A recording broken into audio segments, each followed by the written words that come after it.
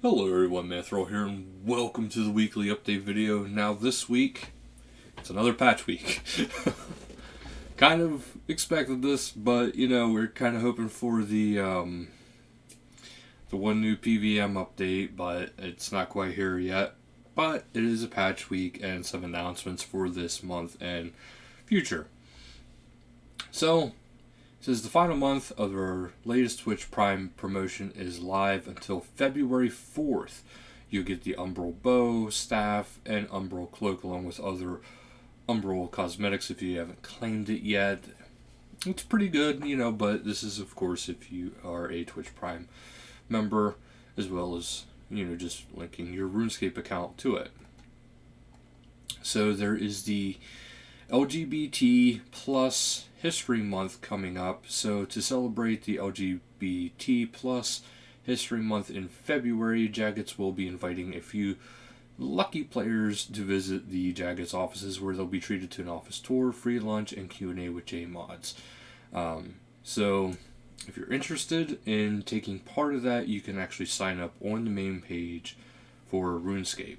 Of course, to be able to do this, you have to be within the area. You can't be in, let's say, New Zealand and trying to go to this because, well, you can't quite get to the headquarters unless you know a way to get there pretty quickly. The January sale, keep in mind that it's still going on. Premier Club, you could still get that yet. You get the 2020 Premier Artifact, which is actually very nice. It allows you to reset your auras, so do keep that in mind. It's really, really worth it, to be honest with you. Because you not only do you get a bunch of stuff, but you get a discount. Lootscape is still the land out of time, which is 250 resources from random base camp, 1 to 200 marks drop from the basic drop table, which is the Prismatic Small Medium Fallen Star, Prismatic Small Medium Lamp, Spirit Ruby Diamond, Advanced Pulse Core, Spring, Silverhawk Down, Medium Small Dungeoneering Token Box, Uncut, Dragonstone, Large, Medium, or Small Cash Bag. Your view counter will go up 1 orb. Chance-based, if unowned, is the random skilling outfit piece, and then there's also the either Nature's Balance or Lootscape, and that's if unowned. Live streams this week is Tuesday 14th, January 14th at 1700 UTC, as a content showcase of War's Retreat, which is the PVM hub I was mentioning. So that should be coming up pretty soon, within the next couple weeks. And then Saturday, January 18th at 7 UTC game time is Danny featured, or Dan 3, Danny, I'm not sure which, featured stream. So do tune in to her Twitch channel to be able to get the reward for that.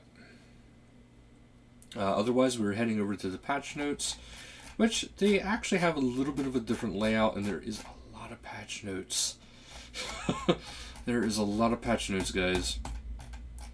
So, now there is a different layout, like I was saying, and if you can see here, there's actually different areas where you can actually click on, and it will take you to that section. So as you can see there, it just took me down automatically.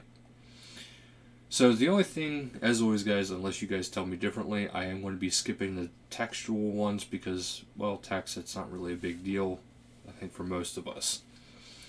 So, started out RuneFest 2019, the winners of the 2019 Golden Gnome Awards have been awarded their Golden Gnome pets and Golden Gnome hats to their accounts. Congratulations on your wins, and seriously, congratulations, guys. That's fantastic. Farming and herb lore, White Lily now instantly grows when using the Supreme Growth Potion, Leafy, on it. Updated Meg's dialogue to say green salamanders instead of swamp lizards. Selecting gather produce with right-clicking in player-owned farm will now correctly update the button state. It is now possible to conceal pathing after clicking on the mystical tree on Manor Farm. There is no longer a confirmation message when traveling from Manor Farm using the mystical tree. The Power Burst Potion interface will no longer open when mixing some 3-dose potions. You are now awarded token XP for climbing over styles at the ranch out of time. At the ranch out of time. And picking the cat, or Pickle the cat, has returned to the manor farm because it didn't like the tree. Achievements: the Arc Flippers achievement can no longer be triggered over and over. The Medium Lumberge achievement, Everybody Loves Coal, now has the correct level requirement on the achievement. The Friends with Max achievement can no longer trigger without 99 Constitution. Audio: fix repeating audio in the wilderness. Bossing, Next Angel of Death. A second golden of the appraisal title can now be earned by completing the Next Angel of Death drop log, including the 4 intricate chests. Clue scrolls: track colors and intersection graphics were updated on Celtic Knots to improve colorblind accessibility. Graphics to mannequins outside of the GE have been updated to show a more snowy version of the Slayer armor. Fix a clipping issue in the gnome maze.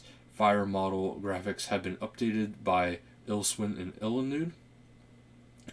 Teleport animation overrides that have quick versions will now play in place of many more standard teleport animations while activated.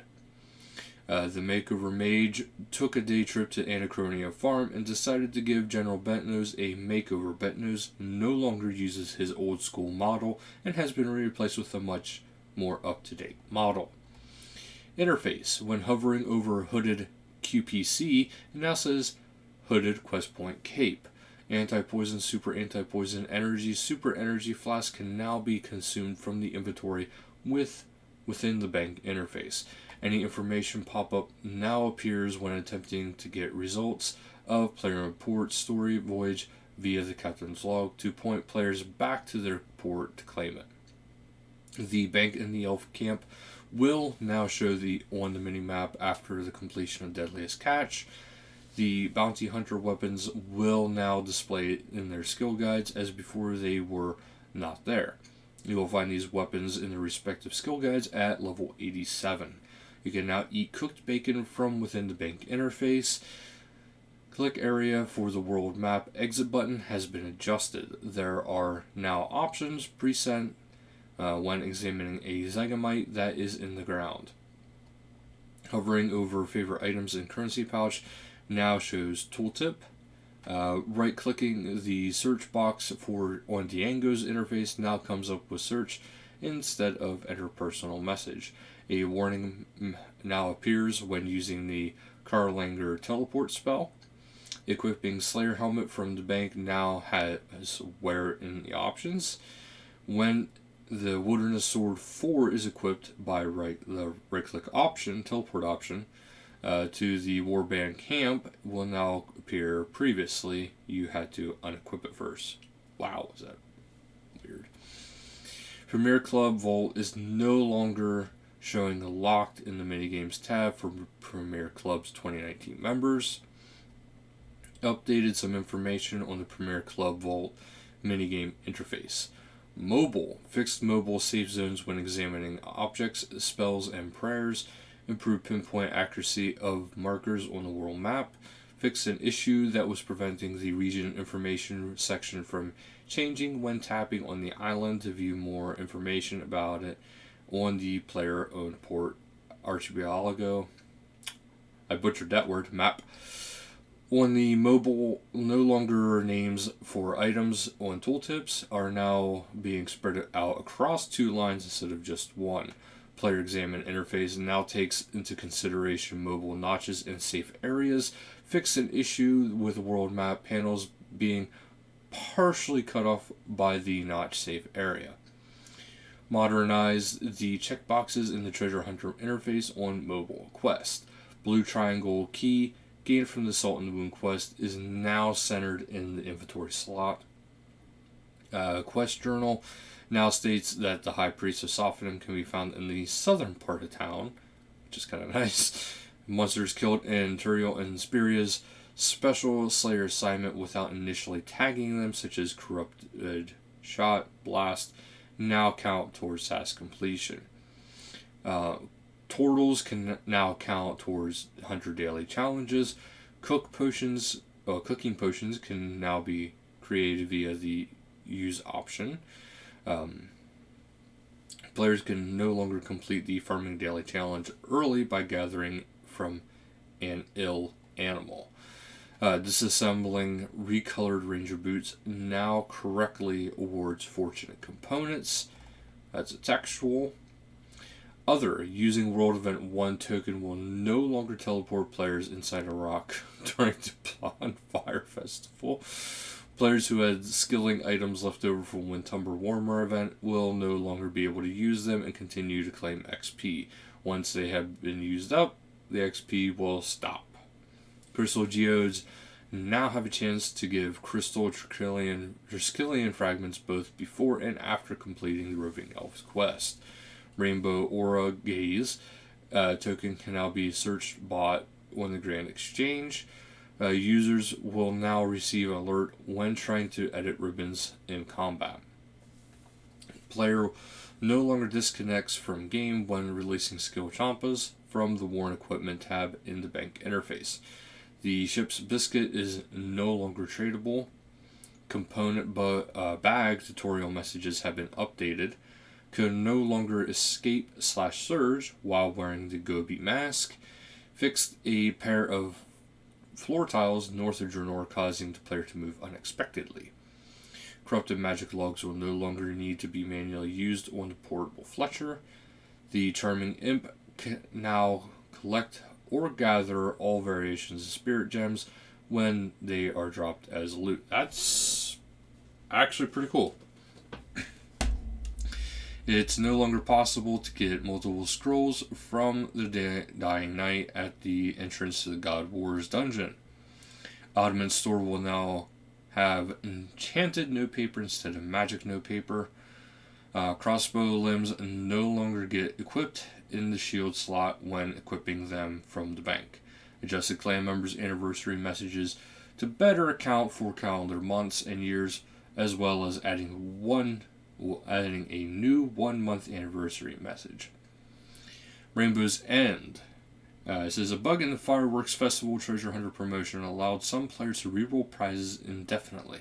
Upon investigation, we discovered that there were increased injection of GP into the game during the period of the bug was live, approximately double that seen on the typical day. This is not a significant amount in terms of overall game economy. And as you can read a full post here. But they did fix an issue with the Rainbow's End that prevented players from claiming 1 times multiplier if they unlock already the 7 times multiplier. Which I actually understand that because I've had that unlocked and it reset a long time ago. Twitch Prime says on Tuesday some players were unable to receive their Twitch Prime rewards. We then applied a hotfix to resolve this issue, which accidentally allowed everyone to receive the rewards, which we then hotfixed. Sorry for the confusion. Players that were supposed to receive the Twitch Prime cosmetic outfit will now correctly receive this on login. So that's actually it for this week. Hopefully next week we will see the Wars Retreat coming up in the PVM Hub, which is supposed to be, I believe, linked to Death's Office and Draenor. So thank you guys so much for watching. Don't forget to like, share, subscribe down below. And until next time, later guys.